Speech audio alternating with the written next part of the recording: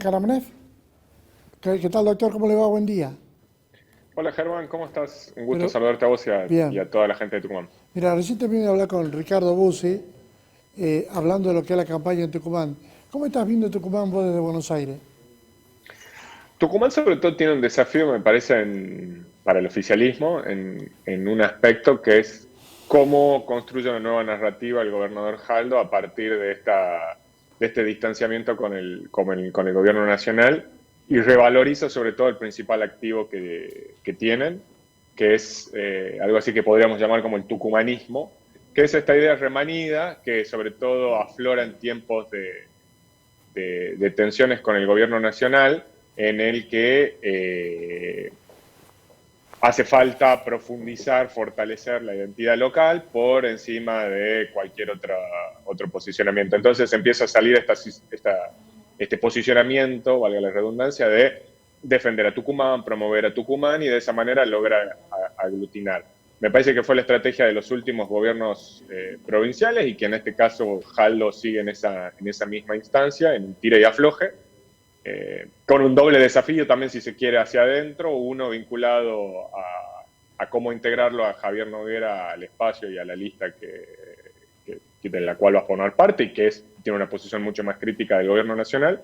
Y lo segundo me parece vinculado a el surgimiento de este espacio Grito Federal o Provincias Unidas, parece que aparentemente va a llamarse, que es de los gobernadores que están en tensión con el gobierno nacional. Entonces me parece que tiene ese desafío o ese doble desafío en este proceso de construcción. Ahora, volviendo a Tucumán, vos sabés que es casi un secreto a voces que Jaldo sería testimonial. ¿Cuál es tu opinión? Me parece que está sobre todo buscando revalidar gestión, o esa es la búsqueda pensando en 2027, digo, en la reelección y de que efectivamente él es el candidato con ese objetivo. Digo, y que evidentemente las candidaturas testimoniales no son un tema que afecten demasiado al electorado, ni en Tucumán ni en muchos otros lugares, digo, a pesar de esa discusión que se genera alrededor de las testimoniales. Perfecto. ¿Me repetís eso?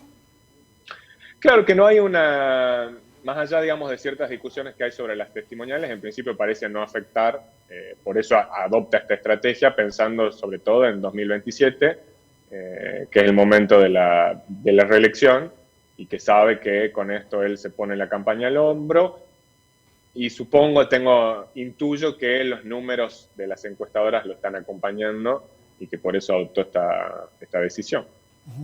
Porque, no sé cuál es tu opinión, la frase que corre es, tenés que hacer una buena elección ahora en octubre para poder pelear el 27. El que pierda, Mm. intendente que pierda, ahora se le va a complicar el 27. ¿Cuál es tu opinión de eso? Me parece que lo que hay es un mensaje desde el Ejecutivo, no solamente para los intendentes, aunque particularmente de que va a haber un control después del resultado del domingo del 26 de octubre, pero me parece que es algo que históricamente sucede en Tucumán y que es un mensaje esta vez, si se quiere, más enfático que se está bajando desde el Poder Ejecutivo hacia la dirigencia, de que va a haber un control para analizar los resultados y que en base a eso va a haber premios y castigos. Probablemente son algunas cuestiones que antes se hacían de forma más velada, ahora se lo hacen de manera directa o casi directa, muchas veces con estos mensajes. Ahora, políticamente, esta situación de los testimoniales de Buenos Aires, ¿cuál es la visión en Buenos Aires? Me parece que lo que sucede en la provincia de Buenos Aires responde a otra cuestión, que es fundamentalmente que el peronismo no tiene una conducción definida.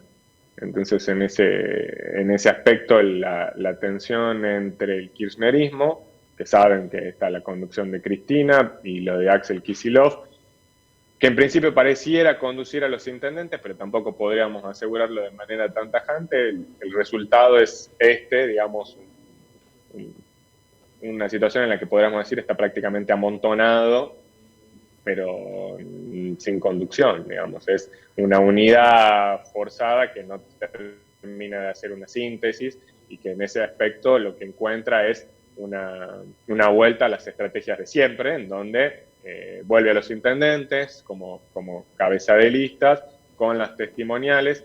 Lo que pasa es que hay una diferencia con Tucumán, y es que los oficialismos en Tucumán vienen obteniendo muy buenos resultados y digamos, podría decir, se consagran esa estrategia.